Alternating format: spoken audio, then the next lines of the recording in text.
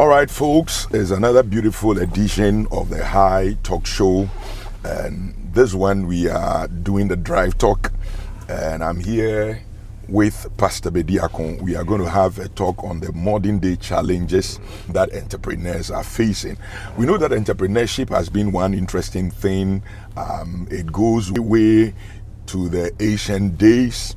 But as we keep moving on in life, a lot of changes take place, and I don't believe that the challenges that were faced in the past will be the same as the present. So we want to just walk through the challenges that the modern day entrepreneur is bound to face, and we also want to take a look at how we can find ample solutions to them. My name is Dr. Joshua Fori, and I'm going to be your host, but we're having a good discussion today. So brace yourself. I have no doubt that by the time we are done with this discussion, there will definitely be something key that you carry home, and it will make your life better, it will make your business better, it will improve your livelihood. So let's get going. Pastor Bediakon, welcome on board. Thank you, sir. All right.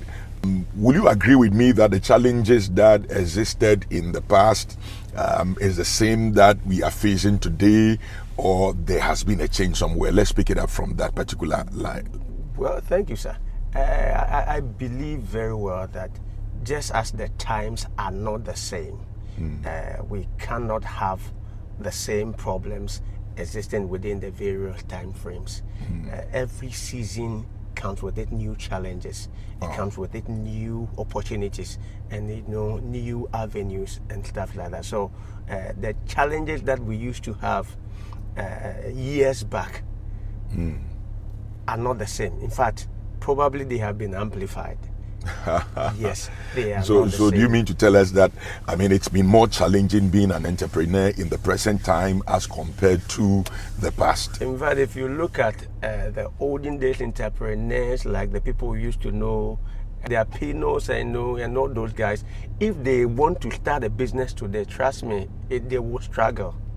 Probably. Are you afraid to say they will fail? They will struggle, because the times are not the same.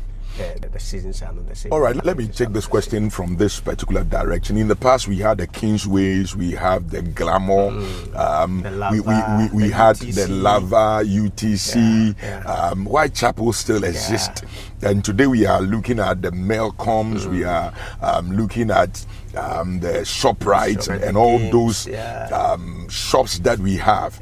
In those days, in the past, the Glamour and the UTC and the Kingsways were the top notch shops that people would go in. Some of us who grew up, it was a privilege to walk to those places. If we take a look at the strategy they use, their kind of operations as compared to the current shops. Today we have the surging in of the internet where people are doing business online. There are certain businesses that believe that as much as they have their physical locations, the online stuff they do brings in more inflow as compared to, taking a look at these past and all these names that I've mentioned compared to the current ones that we have. We just want to do a comparison before we move into individuals. What are some of the things, I think you have been around for some time, what are some of the differences you see, and what are the things, you think stands out comparing the two phases? Looking at the seasons, you realize that all these names that we mentioned, the Lava, the UTC, the Kingsway, they had challenges that they were addressing. And that's the thing with business, with entrepreneurship, what we are talking about, the challenges and stuff like that. They were meeting real-time challenges. They had real-time issues. People had needs, people had challenges. And so these shops, these businesses came in handy, solving real-time issues with real-time solutions. They brought solution to customers who needed certain things that were probably not available, or you would have to travel all the way to be able to get it. Today, our challenges, even though they may look similar, but kind of like they have been amplified. And so today's mode of doing things, a mode of doing business differs in a way. You are talking about two scenarios altogether. altogether. Let me look at it from. So the way we approach our businesses today, the way we approach how we offer solutions, offer services today, is way different from how they used to do things. I can't but agree with you, and I think that would be a premises for me to take a look at. I mean, in the past, it looks more like customers were chasing after stuff because it was not even available. But it looks like there is a complete turn around our season. Even when we bring it to church, you are a pastor, I'm a pastor. In the past, it looks like church members were chasing after pastors. Today, everything has turned around. It is the church member that is chasing after somebody. Made an interesting statement that in those days Jesus said you are supposed to leave the 99 and go and chase after the one. We wonder if it is the same strategy that is being used in our present times. But taking a look at the shops that we mentioned, we just want to take it from that premises to give us a better discussion. Taking a look at it, in those days, you see a shop and you see people trooping in, especially when it is newly open. They are flooding the place, everybody. It was a privilege for you to go to Kingsway, to go to UTC and all those stuff. Today, it is a different thing altogether. So we want to look at the challenges of handling customers. Just like I said, in the past, the things are there. It is new to them. They haven't seen lots of the things you are displaying. They haven't seen it before. They are chasing after it. In this present times, almost everything that you want to present, it is online. They have seen it. They have an idea already. So has the trend turned as far as business and customer relationship is concerned? Do we see any change in our days? Well, there are a lot of changes. For instance, see, there's a company we know, Nestle. Okay. Nestle from UK. Right after the Second World War, Nestle wanted to open a coffee business shop in Japan. So they loaded a lot of coffee to Japan. But they realized that the business was not catching up. People were not buying. Japanese are used to drinking tea. They don't like coffee. But Nestle produces coffee. They don't sell tea. And so it was a problem. Until they brought in a consultant from France who told them that, look, these Japanese people don't have any emotional attachment to coffee. Wow. So it doesn't matter how long you push, they are not going to get it. It's not their thing. It's not their thing. But you can go around it in a different way and give yourself time and see how it goes. So what did they do? They decided, okay, then let us bring king candies, like we call here toffee. Coffee-laced toffees, candies. And they flooded the Japanese market with toffees that are laced with coffee. So when the kids started eating the coffee-based toffees and candies, their emotions and their taste and their attachment to coffee began tilting towards coffee, towards coffee. Over time, that generation grew up and they don't want tea, they want coffee. Well, that's an interesting one, and possibly it will help us do a better discussion today. If you are doing the watching, this is the High Talk Show. That is how I got here. We want to find out how, people find their way to the top and even find their way to the down, because there are people that, go through all kinds of things and they find their way down. We want to see what they did that brought them where they are. So we will practice them in order to get there, or avoid them in order not to arrive at that place as far as, it's negative. Now, we are looking at something very vital here. The story you shared brings us to a very important place as far as our discussions is concerned. We used to flow in entrepreneurship based on what we think we have. I have an idea, I have something I want to sell to the customers, I have something that I believe people will be excited about. And I realize that a lot of entrepreneurs begin on the excitement note. They have got something, something they believe that a service they can render to people that will get them excited, and so they move out there. Do we now need to look at it the other way around? So it is not about what I'm excited about and what I think I have and what I think is good for the people, but I need to rather go on the flip side and go and check what the people want. Because taking a look at this coffee tea thing that happened in Japan, you realize that they felt they have a good product, something they're excited about, something that might be doing well in a particular space. So you are just presenting it to the people. But before you can do the presentation, there is a need to, go and check. So all I'm trying to say is, in this modern day, if somebody wants to do business, must the person consider the customer first, not what just he has, and begin to work out his marketing from that direction. I just want to take your, get to know your take on that particular one. Doctor, exactly what we are saying, that we live in a time whereby it is not just about what you have that you think the market needs. That's right. But it's about knowing what the market needs. The market will respond to the market, what the market needs. You know, in business they call something market forces. What the market needs, the market responds to what it needs, not what you have. So probably you have something you want to offer. Say that one again. Market. The market will respond to what the market needs, and not what you have to offer. So in other words, the excitement must come from the other direction and not from you, because we are saying this thing. We are interested in the youth. There are a lot of people that are so excited about what they have. I have this product. I'm good. I'm talented with this. Even when we shifted from just entrepreneurship and people who are gifted and talented, I can sing. I can play. I can do all these kind of things, and I'm excited about it. But the question is that what the people want? Once nobody wants it, once it is not needed, then no matter how good you are, no matter how well you package it, at the end of the day, there's no demand for it. It will hover around. There's no demand for it. It will not sell. There's no demand for it.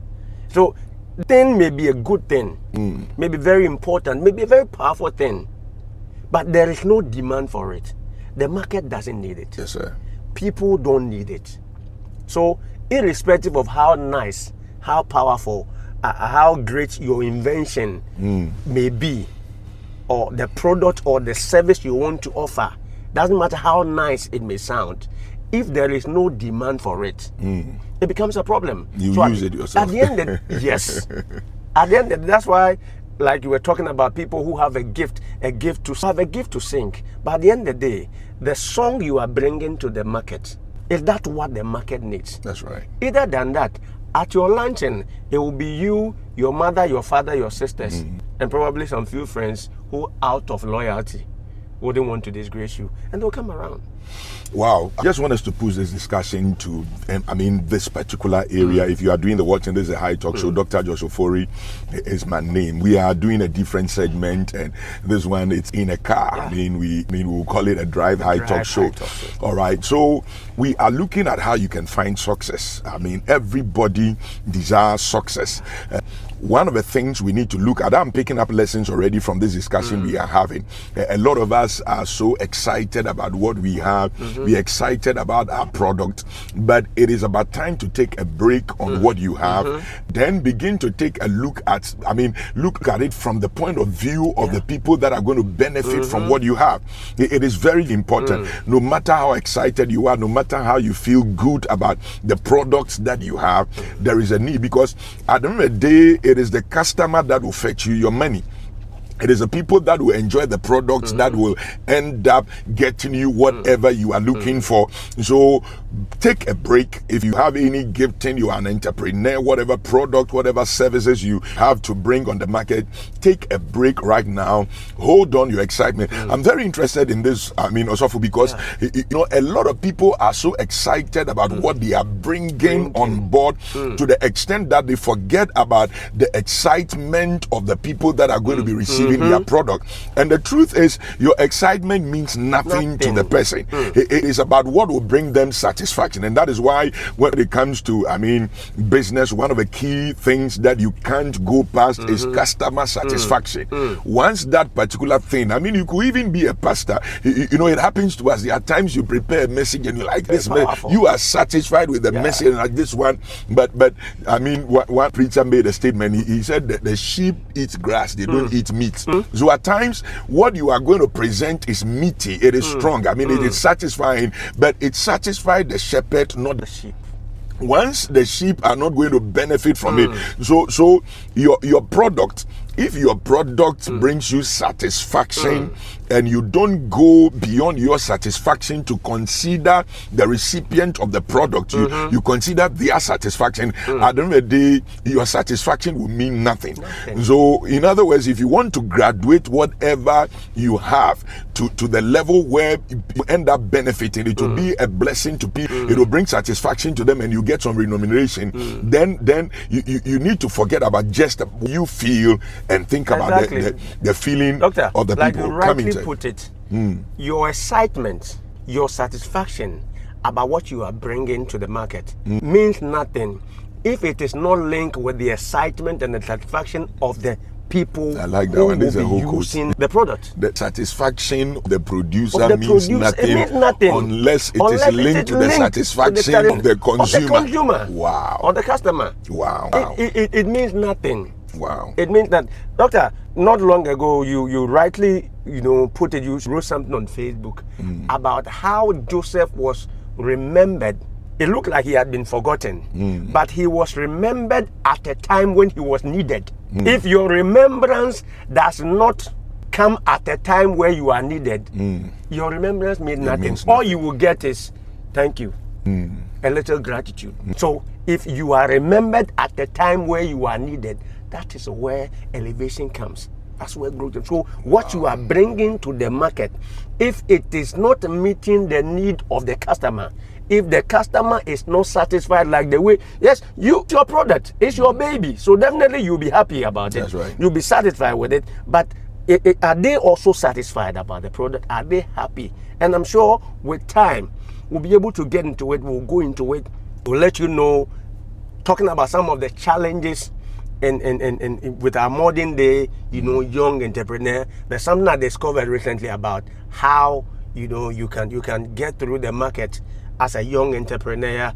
when you don't have money, because capital is a major challenge. Yeah, definitely we'll be talking about capital, how you because can scale it without money, how you can produce or present something. There's something they call MVP, minimum viable product. It is a product it is a version of the product you want to present to the market. It is not the main thing, but this one has the little essential that will make it usable, that as and when they use it, their feedback helps you to build. It won't take much money. And so we'll come there where those who complain about capital and all that will get there, so that you know how to scale around it. I'm sure they can't wait to hear it. But before we check out of this particular segment today, I want you to know this is a high talk show, and we are going to be doing sending out very vital information that will scale you up and make you better. And we'll be doing a lot of versions like this, which is much more easier, so you can be reached. But before we check out of here, I just want us to touch on just a few of key things that I know you are waiting to hear. If I am satisfied, let me say this thing. You can be a good pork lover, and you love to eat pork, but what is the value of that when you are selling in a Muslim community? So at the end of the day, it is something that you like. It is sweet to you. You feel good about it. Maybe you spice it so well, but then get to know that if you are selling within a Muslim community, it is not going to sell. So in everything that you do, there is a need to consider the customer. Now, I just want us to touch on this quickly as a teaser for our next broadcast. So if you are watching, I just want to find out what are some of the things to look at. In order to overcome this particular challenge we have just addressed. If somebody has a new product, somebody has a new idea, somebody who is an entrepreneur wants to come up with something, what are some of the things the person must consider, in order to make sure that what he's bringing on board will end up bringing some satisfaction to the customer? Just, a teaser, so we can do something better in the next segment. Yes, simply put, if you are offering a service, you have a product to sell, you don't have a product, you don't have a service until the recipient of the product or the service says, I need it. And he says, I got it. And then he says, I'm satisfied with it. I need it. I've gotten it. I'm satisfied with it. That's right. You don't have a business. You are not an entrepreneur until what you have that you want to offer to the market is what the market needs. That's right. It's what will satisfy the market. Exactly. And it's what the market will give you feedback based on. So we are looking at not just having a product and saying, I'm happy with this product, I'm satisfied with this product, this is going to be good. Yes, that is you. Have hope for your product. It's a good thing. You need to be able to have high hopes for what you are bringing to the market. But at the end of the day, look at it from the reverse. Ask yourself that, like we're talking, if you're a pastor, one of the ways by which when you prepare a message you want to deliver, you sit back and ask yourself that this message I'm going to preach, if I were sitting down and somebody was preaching this message to me, what do I take from this message? That's right. How will this message be of benefit to me? What problem is this message going to solve? So if you have a product, after you have done everything with the product, before you take it to the market, sit back, turn around and ask yourself, if somebody is presenting this product to me, what is it going to do to me? What would be my response? What problem, what solution is this product going to solve in my life? So look at yourself, your product, and then look at it from the other way around and see how it will be a blessing to you. Wow, this is amazing. All too soon our time is exhausted, but let me leave you with this word. If you really want to get there, if you want to find success as an entrepreneur, don't think like an entrepreneur or don't think like a producer. Think like a customer. The day you fit yourself into the shoes of the customer and operate like the customer, feel like the customer, live like the customer, trust me, your product might make sense to you, but it will not sell. And it is very important, whatever you have, remains with you until it becomes something that satisfies the people that are going to be receiving it. I believe that it's been a very educative discussion we've had. My name is Dr. Joshua Ofori. I've been here with Pastor Isaac Bediako. It's been amazing. And this is just the beginning. We are going to be bringing you vital information. And let me tell you something. Our desire is to see you succeed. We want you to rise up to the top, become that topic that God has purposed and destined for you. And especially for those of you who are believers, we can't wait to see you satisfied. Our contacts will be rolling on the screen, and I want you to know that stick to this particular channel because we have a lot of stuff to bring to you. This is just a teaser. The main stuff is coming pretty soon, so you better get ready. It will blow your mind. I have no doubt that you will rise high. It is a high talk show, and it's from the acronym HIGH, how I got here. And I always end up by telling people that if they got there, you can also get there. All you need to do is to get the how. God bless you till we come your way again with another high talk show. Rise to the top. You become a good topic. We love you. Joshua Ofori is my name. I've been here with Pastor Isaac Bediako. Catch you another edition. Bye-bye.